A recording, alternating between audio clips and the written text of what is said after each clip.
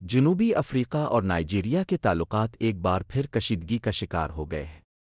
April 2026 میں جنوبی افریقہ میں زینوفوبک حملوں میں 2 نائجیرین شہری مارے گئے، جس کے بعد نائجیریا میں شدید رد عمل سامنے آیا ہے۔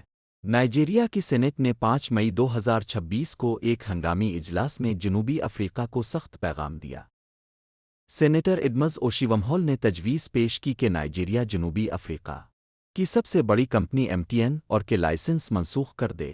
ان کا کہنا تھا کہ جب نائجیرین شہری جنوبی افریقہ میں مارے جا رہے ہیں تو MTN روزانہ لاکھوں ڈالر نائجیریا سے باہر بھیج رہی ہے۔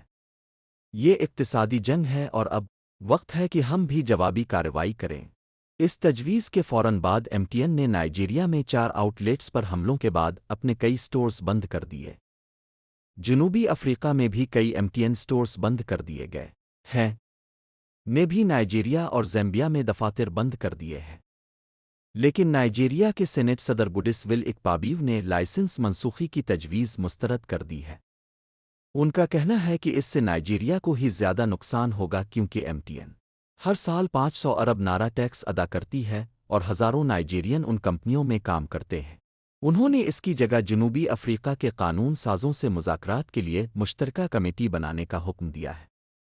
نائجیریا نے جنوبی افریقہ کے قائم مقام ہائی کمشنر کو طلب کر کے باضابطہ احتجاج بھی ریکارڈ کرایا ہے اور 130 نائجیرین کی واپسی کے لیے پروازوں کا انتظام کر دیا ہے۔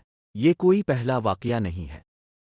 2008، 2015 اور 2019 میں بھی ایسے ہی حملوں کے بعد MTN اور کو نشانہ بنایا گیا تھا، لیکن ہر بار سفارتی مذاکرات سے معاملہ حل ہو گیا تھا۔